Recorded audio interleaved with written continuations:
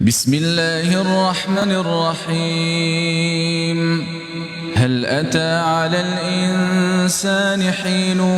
من الدهر لم يكن شيئا مذكورا إنا خلقنا الإنسان من نطفة أمشاج نبتليه فجعلناه سميعا بصيرا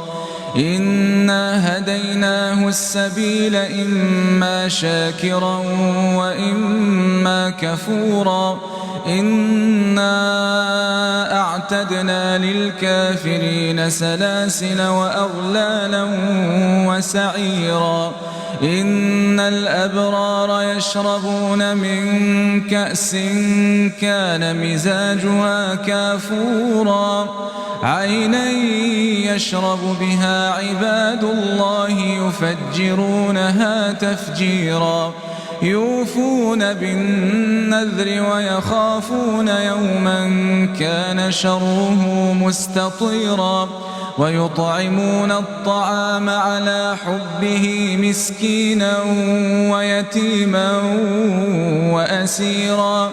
إنما نطعمكم لوجه الله لا نريد منكم جزاء ولا شكورا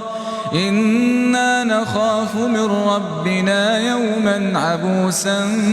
قمطريرا فوقاهم الله شر ذلك اليوم ولقاهم نضرة وسرورا وجزاهم بما صبروا جنة وحريرا متكئين فيها على الأرائك لا يرون فيها شمسا